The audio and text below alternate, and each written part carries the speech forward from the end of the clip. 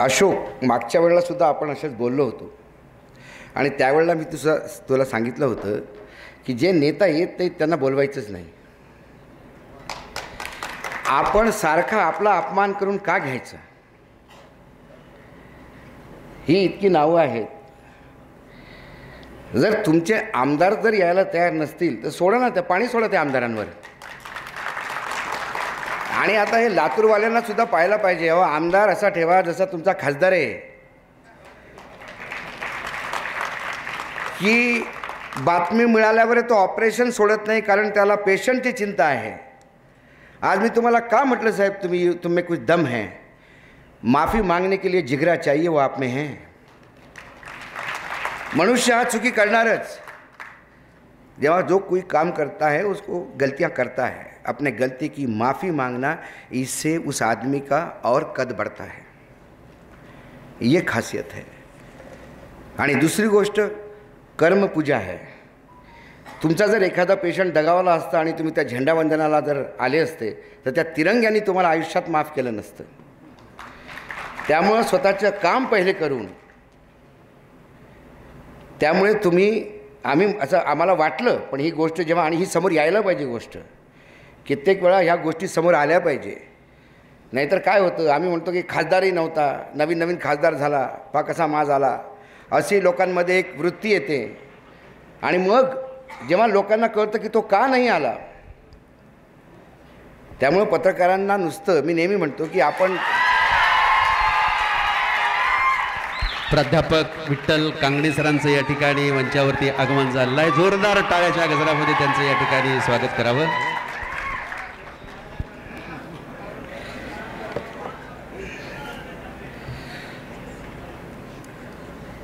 तर त्यामुळे तुमचं विशेष अभिनंदन. आणि जर आमच्या बोलण्यात तुम्हाला काही वाईट वाटलं असेल तर त्याला मी एक राष्ट्रीय अध्यक्ष या नात्याने आम्ही तुम्हाला माफी मागतो. कारण तुम्ही जे काम केलं ते खरोखरच चांगलं काम होतं. आणि अशा गोष्टी कित्येक वेळा माझ्याकडनं सुद्धा होतात. मी पण एक धार्मिक वृत्तीचा माणूस आहे, सकाळी पूजा केल्याशिवाय निघत नाही. पण कित्येक वेळा असं झालं की मी पूजेला म्हणजे पूजा करायला सुरुवात करतो, इतक्यात कोणाचा तरी फोन येतो, अभी लाईव्ह करना है, बहुत ज़रूरी हॅपनिंग हुआ है. आणि मग लगेच मी लाईव्हला जेव्हा बसतो तेव्हा त्या दिवशी पूजेला माफ सांगतो, देवा माझं काम पहिले, नंतर पूजा उद्या तरी होईल, पण आज माझं चॅनलवर बसणं जरुरी आहे. हे मी सुद्धा केलं आहे कित्येक वेळा. त्यामुळे तुम्ही माफी मागितली, हा तुमचा मनाचा मोठेपणा. आणि 5 वर्ष असाच मोठेपणा ठेवा, ही तुम्हाला हात जोडून विनंती. कारण मी पाहिलं ते खासदार झाला नवीन नवीन, आमदार झाला नवीन नवीन, की ते काही दिवस तो रुळतो असा लोकांमध्ये, आणि मग वेळा मुंबई दिल्लीची हवा लागली की मग तो विसरतो. नाहीतरी तुमच्याकडे आता आजकाल आमदार जे आहेत ते फक्त सणावाराचेच उरलेले आहेत. दिवाळी, होळी, जयंती, पुण्यतिथी. आमदार कसा हवा? आमदार 24 तास तुम्हाला सोबत हवा. जग बदललं आहे, वेळ बदलली आहे. आता डिजिटल मीडियाने सगळं तुमच्या घरी आणून ठेवलं. तुमचा आमदार कुठे काय करतो सगळ्या लोकांना दिसतं, ते सांगावं लागत नाही. ते दिवस गेले की साहेब मी फार मीटिंगमध्ये बिझी होतो, ते लगेच फोटो येतात, साहेब कुठे बिझी होतात, आणि लोकांसमोर उघडं पडतं. त्यामुळे आमदार असा असावा जो तुमचं काम करायला तुमच्या भावासारखा तुमच्यासोबत उभा राहील. खासदार असा असावा की तो तुमच्या वडिलांसारखा तुमच्या पाठीमागे उभा राहील. मी मानतो खासदार आणि आमदारामध्ये मुख्य फरक असा आहे की खासदाराला तो पॉलिसीमध्ये डिसिजन देतो, तिथे नीती निर्धारण करू शकतो, पण रोजची जी कामं आहेत ती आमदाराकडेच असतात, तर खासदारांकडे नसतात ती जास्त. कित्येक मी असे खासदार पाहिले की ते पोलीस इन्स्पेक्टर त्याचं ऐकत नाही, कारण ते आमदारांनी त्याला बदलून आणलेला असतो, आणि त्या खासदाराचं आणि आमदाराचं बहुतेक कित्येक वेळा बनत नाही. त्यामुळे मला असे कित्येक खासदार म्हणतात की किससे अच्छा मैं MLA था, काय को सांसद बन गया, समझ में नहीं आता, कोई नहीं सुनता. आणि दिल्लीमध्ये खासदारांची स्थिती, आता साहेब आहेतच, खासदारांची स्थिती म्हणजे आपल्याला फार मोठे वाटतात. तिथं 700 आलेले असतात. अक्षरशः मंत्रालयात जाताना तो मंत्रालयाचा पिऊ नाही, तो म्हणतो इस लिफ्ट से नहीं जाना, तर तो आपला मराठी म्हणतो, म्हणतो मैं खासदार हूँ. अरे बोले कौन खासदार? मग कोणतरी म्हणतो अरे सांसद है, तो बोले कार्ड दिखा. मग तो आपला आयडेंटिटी कार्ड दाखवतो, बोले अच्छा जा इधर से. ही वस्तुस्थिती आहे.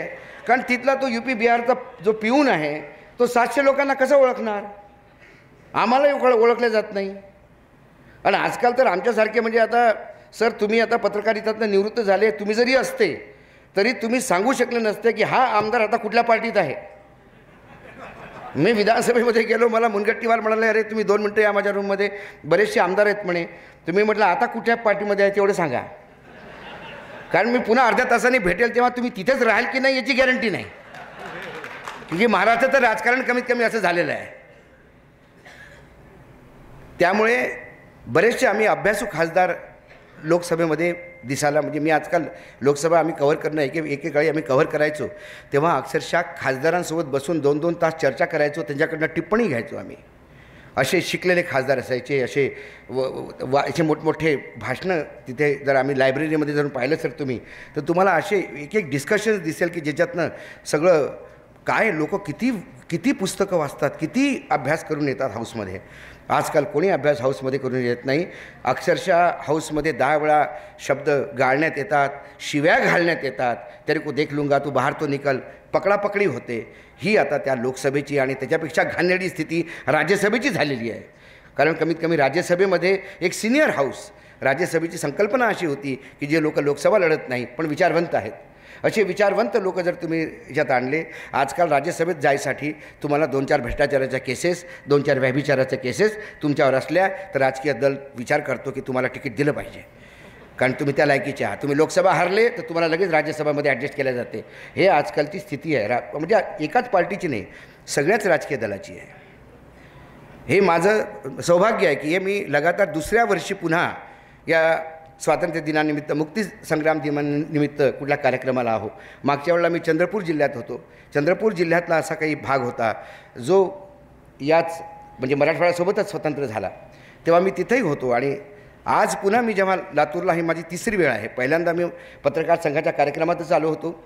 दुसऱ्यांदा आम्ही जो आमचा तो एक ग्रुप आहे की पूर्ण निवडणुकीमध्ये आम्ही निर्भय बनो विचार मंच स्थापन केला काही लोकांनी, आम्ही लगातार.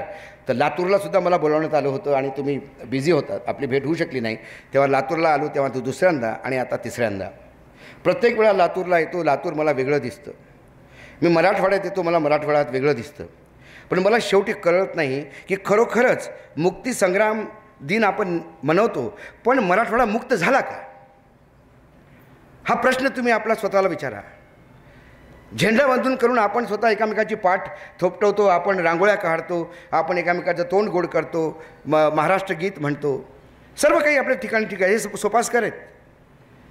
लेकिन क्या मराठवाडा मुक्त हो गया?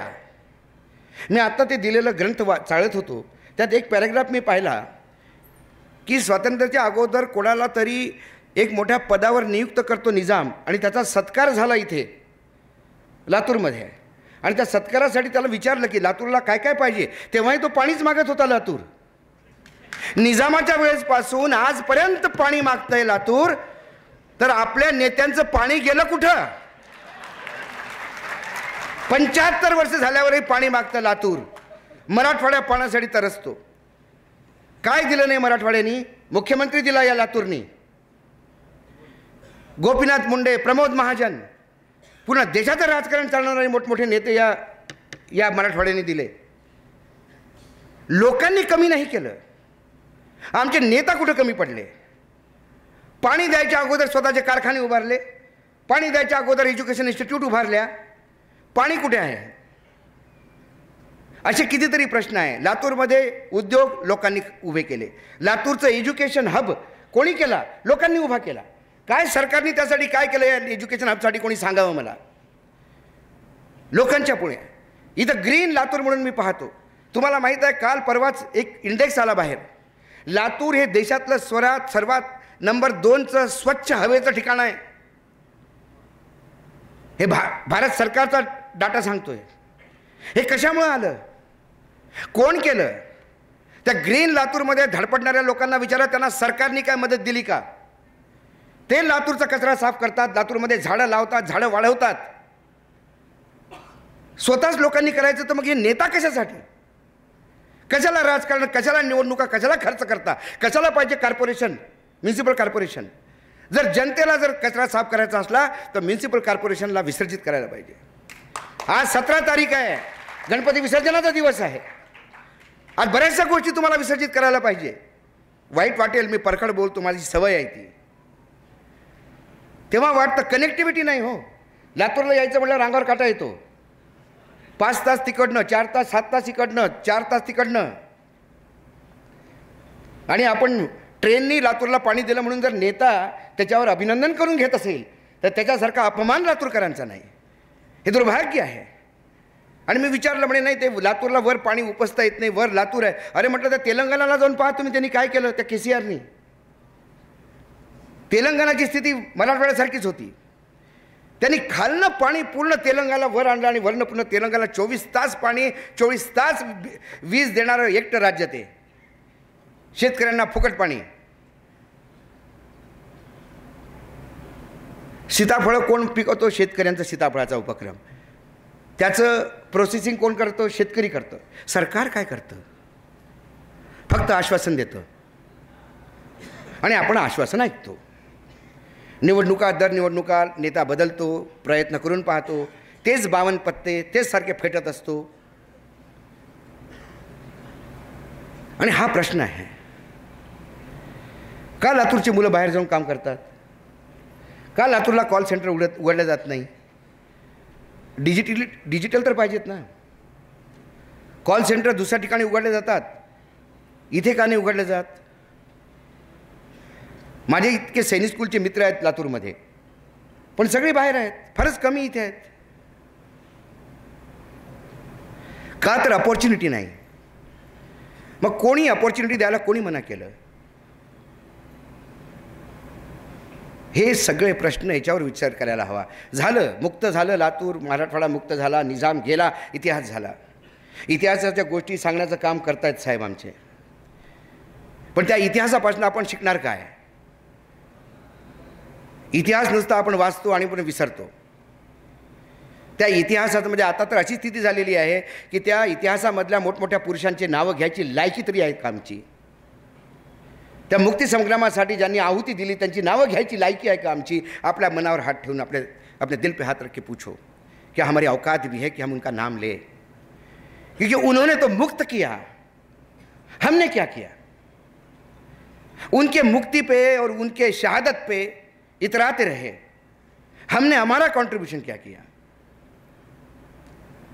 पत्रकारिता को बुरे दिन आज नहीं थे, पत्रकारिता को बुरे दिन हमेशा ही रहे हैं.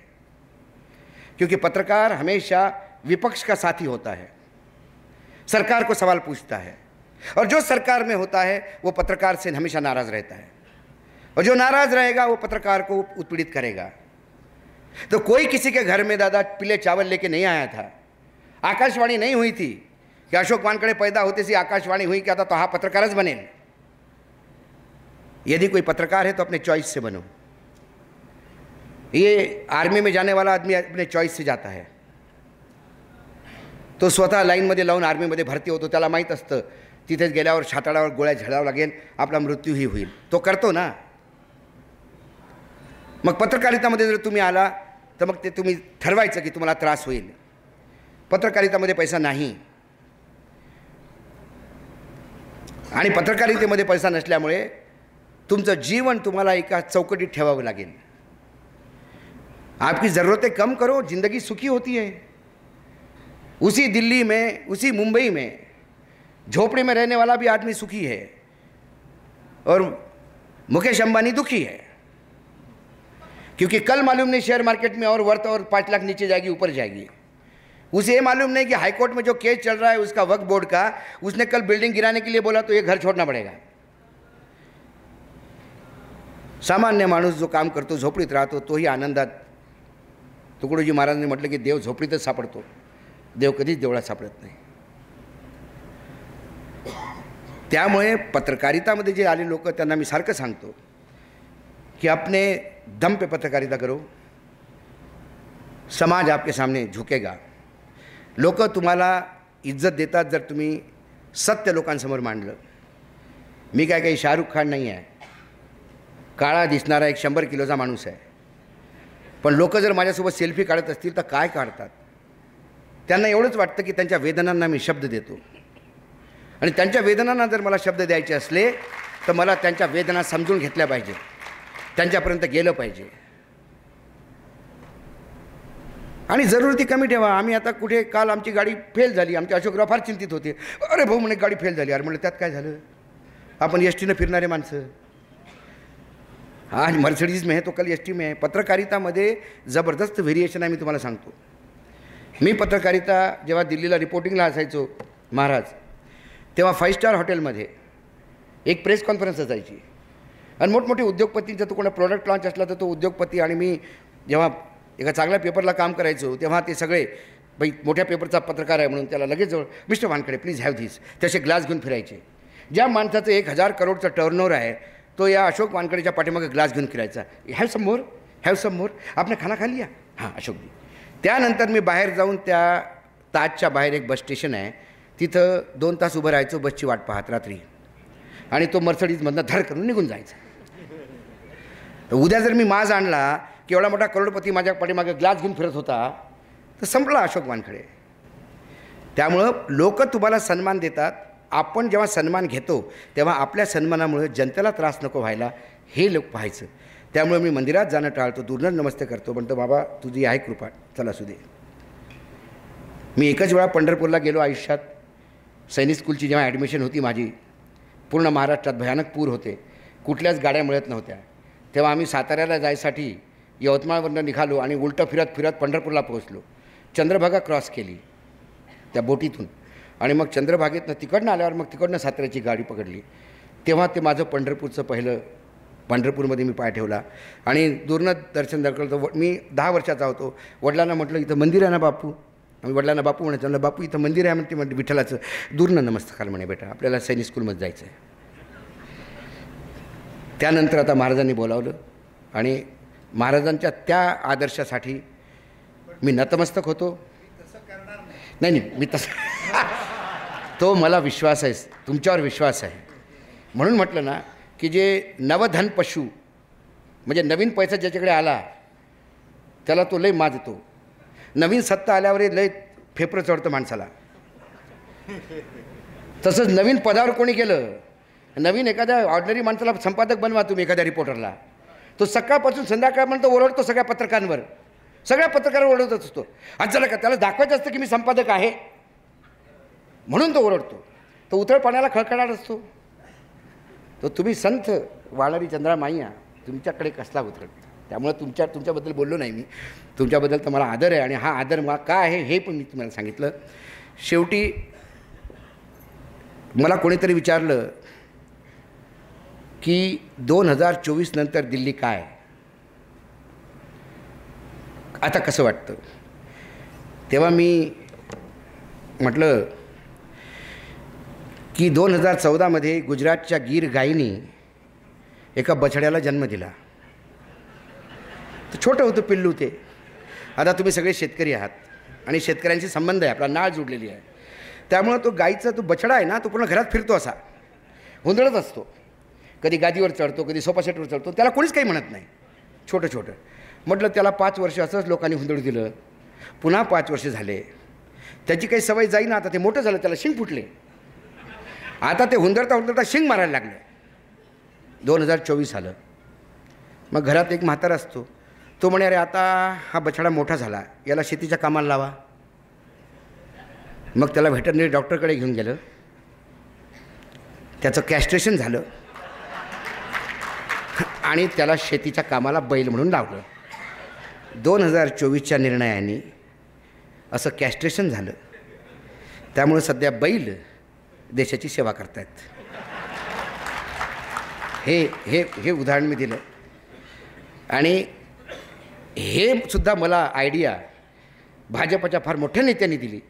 त्याचं नाव घेत नाही, बिचारा त्रासात आहे महाराष्ट्रात सध्या. अजून नाव घेतलं तर तो म्हणे तुम्ही माझं सगळं बंदच करून टाकलं वानखेडे. तो फक्त 2च शब्दात बोलला, चांगला फारच चांगले निर्णय आले म्हणे 240 वर. म्हटलं काय नाही ठेचलं लोकांनी असं तो म्हणाला. कळलं म्हणे तुम्हाला, तुम्ही ग्रामीण भागातलीच आहे. म्हटलं हो, मी शेतकरी परिवारातूनच येतो त्यामुळे मला कळलं. तर ते असले प्रकार असतात. त्यामुळे पुन्हा एक वेळा ज्यांनी अवॉर्ड घेतले त्या सगळ्यांना एक वेळा पुन्हा शुभेच्छा आणि ते असेच कामं करत राहतील अशी अपेक्षा. मला बोलावलं अशोक इतक्या दुरून, त्याबद्दल धन्यवाद. आणि महाराजांसोबत मला स्टेज शेअर करायला लावून आज तू माझा खरोखरच मान वाढवला. फारच कमी लोक समाजात मिळतात आणि आज तुमच्या खासदारांचं एक नवीन रूप पाहिलं ते मी आयुष्यात विसरणार नाही, हे तुला सांगतो. असेच कार्यक्रम करत राहा, पण एक विनंती, जे येत नाहीत त्यांना बोलवू नको रे, आहे ना. ते काहीच कामाचे नाही. ते फोटो लावून ना आपण आपला टाईम वेस्ट करतो. आणि मी तुला सांगतो, जसा वडील असतात तसं पोरगं निघणार असं काही गॅरंटी नाही बरं का. सचिन तेंडुलकरचं पोरगं क्रिकेट खेळत नाही आणि अमिताभचं पोरगं अमिताभ झालं नाही, एवढं लक्षात ठेव. आलं लक्षात. त्यामुळं त्या माणसाची ख्याती वेगळी होती. त्या माणसाचा आमचाही फार जिवलग संबंध होता. आणि तो माणूस कसा साहेब, म्हणजे तुम्हाला सांगतो, आम्ही खूप त्यांच्या विरुद्ध पण लिहायचो, बोलायचो. मग दिवाळीच्या दिवशी काय होतं, तुमच्याकडे बऱ्याच गिफ्ट येतात. मी आणि माझी बायको दोघे पत्रकार आहे आणि ते इतक्या गिफ्ट येतात तर ठेवायच्या कुठे. आणि आपल्याकडे काय एक लाईन चालते, जे दिवाळ घडी 50 दिवाळ घड्या, आता कुठं लावायच्या. मग लोक सूट लेन देतात. आपण त्या देणाऱ्याला माहीत नसतं की आपण 5,000चा सूट पाठवतो, त्याला शिवाले 2,000 रुपये द्यावे लागते. आपण बँकरप्ट, दिवाळा निघाला आपलं सूट शिवता. म्हणून आम्ही एक प्रिन्सिपली घेतलं की आता आमच्या घरी गिफ्ट नको. आम्ही गेटवरच सांगितलं सोसायटीच्या की कोणी आलं तर म्हटलं तुम्ही आज जा, भेटून या, गिफ्ट नको. तर गणेश रामदासी ते इथलेच आहेत, लातूर भागातलेच, डेप्टी डायरेक्टर होते, ते आले. तर माझा फार जवळचा मित्र. तर ते गेटवरनं फोन आला की एक कोई रामदासी जी हैं वो गिफ्ट लेके आए हैं. तो म्हणला, बायकोने फोन उचलला, मी आंघोळ करत होतो. बायको म्हणले, अरे तुम्हें गणेश क्या लाने की ज़रूरत थी, तुम्हें तो पता है. अरे बोले, मैं नौकरी भी करता हूँ किसी की, समझा करो. अब हमेशा तुम ये करती हो यार मंजिरी. तो बोला अच्छा जाओ. तर तो गिफ्ट घेऊन आला, छोटं पॅकेट होतं. तोपर्यंत मी आंघोळ करून आलो. पूजेसाठी आपलं ते वस्त्र लावलं होतं. म्हटलं काय रे, म्हटलं हे काय. अरे म्हणे, विलासरावनी सांगितलं की मला माहीत आहे हे दोघे नवरा बायको काही घेत नाही, पण तू हे गिफ्ट घेऊन जा. हे पहिले गिफ्ट ओपन कर आणि माझ्याशी गोष्टी करून दे. त्याने ते गिफ्ट ओपन केलं. ते वेईंग मशीन होतं, वजन करण्याचं मशीन, 300 रुपयाचं. मग त्यांनी फोन लावला, साहेब गणेश बोलतो. हां बोल, मी वानखडे साहेबांकडे आहे. दे म्हणे फोन. काय अशोकराव, हॅपी दिवाळी, दिवाळीच्या शुभेच्छा तुम्हाला. म्हटलं हो. अरे मला माहीत आहे तुम्ही गिफ्ट घेत नाही, हे काय महाग नाही रे, फक्त 300-400 रुपयाचं असेल. पण काय म्हणे, तुझं वजन वाढलं आहे, तुझं पत्रकारितेत वजन वाढव, ही माझी शुभेच्छा. पण शारीरिक वजन कमी कर, कारण तू महाराष्ट्राचा दिल्लीमध्ये बुलंद आवाज आहे. तू माझ्याबद्दल काय बोलतो हे साईडला ठेवून तुझा प्रत्येक मराठी माणसाला अभिमान आहे आणि मला पण. मी मुख्यमंत्री आहे महाराष्ट्राचा. त्यामुळे तू आणि म्हणे जरा बसल्यात का पत्नी शेजारी. म्हटलं हो, दे तिलाही फोन दे, कारण माझी बायको पण ओळखत होती, ती पण महाराष्ट्र कवर करत होती. बोले मंजिरी जी, इस पे मशीन पे लिखा नहीं है कि सिर्फ पुरुषों के लिए, इस पे आप भी वजन कर सकती है. तर ज्या माणसाच्या विरुद्ध आपण बोलतो, ज्या माणसाला आपण घेरतो, ते सुद्धा तुमचे किती शुभचिंतक असतात. असा हा महाराष्ट्र होता, असा या महाराष्ट्राचं राजकारण होतं. आता तशी लोकं गेलीत. आणि माझं जर पाहिलं तर गोपीनाथ मुंडे आणि विलासराव देशमुख हे दोन्ही मराठवाड्याचे होते. हे गेल्यानंतर महाराष्ट्रातलं राजकारणातले नेता संपले. एक आता शरद पवार आहेत, ते पण आता अतिशय वृद्ध आहेत, त्यांना व्याधी आहे. बाकी सगळे नेता, ज्याला हिंदीमध्ये एकच शब्द आहे छिछोरेपण, अतिशय छिछोरे, साथ में बैठने लायक नहीं. आप किसी के बारे में बोलो तो वो माँ बहन करके सामने आता है. म्हणजे एका पत्रकाराला पत्रकारिता कोर्समध्ये पुढं बॉक्सिंग पण जरा जुडो कराटे पण शिकवलं पाहिजे आपण. हां, कारण ते सगळे असे अंगावरच येतात नेता. आणि मी त्यात जास्त मुजोर. मी दिल्लीपासून मी तर सगळ्यात उत्तर भारतांना झेलतो, बिहार आणि UP-वाल्यांना, आणि सगळ्यांना म्हणतो आहे की नालायक माणूस आहे, घरी सोडून येतो. त्यामुळे माझ्या वाटेला कोणी जात नाही, कारण मी कोणाला त्रास देत नाही. मी म्हणतो मी पत्रकारिता करतो, मी काही सुपारी घेऊन करत नाही, एकाच्याच पाठीमागे लागतो असं नाही. तर पत्रकारितामध्ये तुमच्याकडे बातमी आली, तुम्ही ठोकली, तुम्ही शेजारी झालं, आणि ती मित्र असला तरी सोडत नाही आम्ही. लोक मला फार आरोप लावायचे की गडकरींची याची फार दोस्ती आहे. मग ज्या दिवशी नागपूरमध्ये भरपूर पाणी झालं आणि नागपूर बंद झालं, विधानसभेचं अधिवेशन होतं साहेब. नागपूरमध्ये इतकं मी एअरपोर्टला अटकलो साहेब. एअरपोर्टवरला मी 9 वाजता लँड झालो आणि मला हॉटेलला पोचायला 4 वाजले. इतकं कमरे इतकं पाणी आणि त्या पाण्यात चालत चालत मला माणूस घेऊन गेला. मग त्या दिवशी मी गडकरींवर बोललो. मी म्हटलं हा माणूस साऱ्या देशाचं इन्फ्रास्ट्रक्चर सांगतो.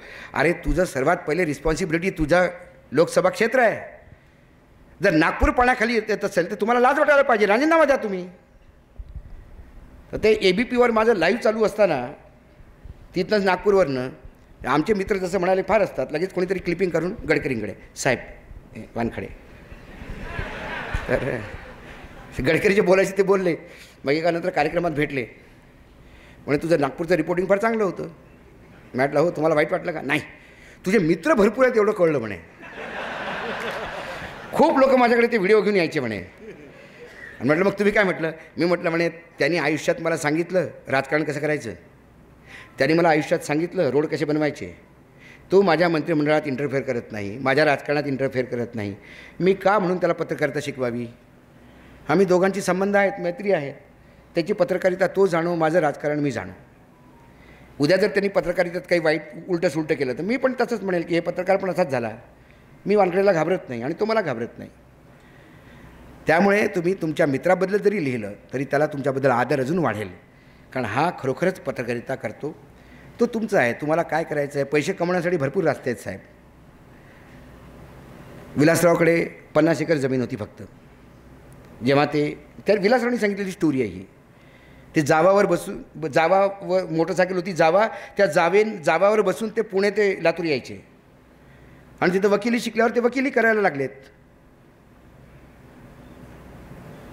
आज ते किती मोठे झालेत, किती कारखाने आहेत, किती प्रपंच आहे. त्यामुळे तुम्हाला पत्रकारिता करण्याच्या पेक्षा तुम्ही राजकारण जॉईन करू शकता. तिथं पैसा भरपूर आहे. पण पत्रकारितेमध्ये राहून पैशाचं स्वप्न पाहू नका. 2 टाईमचं जेवण मिळते आणि तुम्हाला इज्जत मिळते. जी इज्जत पत्रकारांना मिळते ना, मी तुम्हाला सांगतो. म्हणजे कित्येक वेळा मला असं वाईट वाटतं की आपण झालो की ते मोठमोठे म्हणजे आपल्यापेक्षा वयाने मोठे माणसं असे पाया लागायला लागतात. बोले आपने वो स्टोरी की, उसके बाद पूरे गांव का भला हो गया, पूरे गांव में फिर कलेक्टर और सब आ गए और सब आप तो भगवान है. मतलब अरे भगवान का दर्जा मत दो, भगवान मत बनाओ भाई, इंसान रहने दो. तर समाज तुम्हाला भरपूर देणार. आणि शेवटी माणूस गेल्यावर काहीच राहत नाही पाठीमागे. कोण कारखाने पाहतं हो? कोणाला माहीत. राहते ती फक्त कीर्ती. आज विलासरावच्या कारखान्याबद्दल आपण बोलत नाही, विलासरावांच्या त्या गोष्टीबद्दल बोलतो की ज्या विलासरावांनी त्यांच्याविरुद्ध लिहिणाऱ्या पत्रकारांनासुद्धा कसं सांभाळलं. त्यामुळे विलासराव, अशोकराव तुम्ही एक फोन केला की लगेच यायचे. कार्यक्रमाच्या अगोदर येऊन बसायचे की माझ्या लातूरचा कार्यक्रम आहे, काही कमी जास्त तर नाही अशोक. आता ती अपेक्षा तुम्ही त्याच्याकडनं करू नका. ऊस गोड लागते म्हणून मुळासोबत खायचा नसतो. जेवढा तुम्ही खाल्ला तो ऊस होता, आता मुळं उरलेली आहेत. आलं लक्षात? तेव्हा पुन्हा तुला एक रिक्वेस्ट, पुढच्या वेळेला अशी नावं टाकायचीच नाही. त्यांना सांगायचं यायचं तर बाबा पक्क ये, नाही तर तुम्ही सांग. काही गरज म्हणजे आपल्यालाही गरज नाही आणि त्यांनाही गरज नसेल, गोष्ट वेगळी. आणि आजकाल पैशानेसुद्धा निवडणुका जिंकल्या, पण तुम्ही जिंकली नाही, तुमच्यावर घेऊ नका. आम्ही ठाण्याची गोष्ट सांगतो. ठाण्यामध्ये 5-5 हजार रुपयेपर्यंत एका वोटरला पैसे मिळालेले आहेत. अशा पण निवडणुका आम्ही पाहिल्या. तर एकत्र तुम्ही सगळे आलात, लातूरकर सगळे तुम्ही ऐकायला बसला. आज गणपतीचं विसर्जन आहे, एवढ्या या दिवशीसुद्धा आलात. त्यामुळं पुन्हा या मुक्ती संग्राम दिनानिमित्त तुम्हाला शुभेच्छा. आणि मराठवाड्याच्या मुख्य समस्यापासून तुम्हाला मुक्ती मिळो लवकरच. खासदार साहेबांच्या नेतृत्वाखाली ते काम हो, ही अपेक्षा. सगळे पत्रकार, मी लातूरच्या सगळ्या पत्रकारांनाही, मुंबईच्या पत्रकार, दिल्लीच्या पत्रकारांपासून मी ग्वाही देतो. साहेब तुम्ही जिथं म्हणाल तिथे आम्ही उभे राहू तुमच्यासाठी. पण या मराठवाड्याच्या समस्यापासून यांना मुक्त करा. पाण्याची समस्या जर मुक्त झाली तर हे मी तुम्हाला सांगतो पुण्या मुंबईपेक्षा मोठं होऊन दाखवेल तुम्हाला. लातूर त्याच्यापेक्षा मोठं होऊन दाखवेल. काय नाही ते फक्त पाणी नाही. आता फक्त तेवढी एक कृपा झाली तर मग आपल्याला वाटेल की खरोखरच काही नवीन झालं. आणि पुन्हा तुम्ही जेव्हा बोलवाल तेव्हा प्रयत्न करील की पुन्हा तुमच्या सेवेसाठी हजर राहील. या पुन्हा आता एक निवडणुका आहेत, आहे ना. काही वासरं इथंही मोठं झालेली आहेत महाराष्ट्रात, आहे ना. त्यांनाही आता शेतीच्या कामाला लावायचं आहे. त्यामुळं मी पुन्हा एक मोठ्या टूरवर असणार महाराष्ट्राचा. चंद्रपूर यवतमाळ हे 2 जिल्हे झालेले आहेत, पण इकडे पण लातूर जिल्ह्यातून येणार. मी सगळे जिल्हे फिरणार यावेळेला मी ठरवलं आणि प्रयत्न करणार. कारण पत्रकारांचं काम रिपोर्टिंग करणं असतं.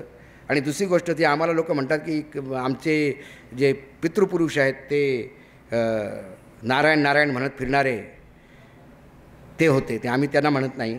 आमची पत्रकारिता संजयची पत्रकारिता आहे. संजय महाभारतामध्ये तो एक रथचालक होता, पण त्याला दिव्यदृष्टी दिली आणि तो तेच पाहत होता जे युद्धस्थळावर घडत होतं. कित्येक वेळा राजा त्याला विचारतो, धृतराष्ट्र त्याला विचारतो, संजय तुम्हें कुछ अच्छा दिखता नहीं क्या? संजय तुम्हें कोई मेरे लिए अच्छी खबर नहीं क्या? तो म्हणतो मी काय करणार साहेब, जे घडतं तेच सांगायचं मला दृष्टी आहे आणि मी तेच करतो. तेव्हा नारद मुनीची पत्रकारिता आपली नाही लाव्या करण्याची, आपली पत्रकारिता संजयची असावी. जे समाजात आहे त्याला दाखवण्याचा प्रयत्न करावा. पुन्हा तुम्ही मला ऐकलं. आज पुन्हा एक वेळा धन्यवाद अशोक, तुला खास धन्यवाद. तुम्ही महाराजांसोबत मला आज स्टेज शेअर करायला दिलं. पुन्हा एक वेळा जय महाराष्ट्र, जय मराठवाडा, जय विदर्भ, जय भारत.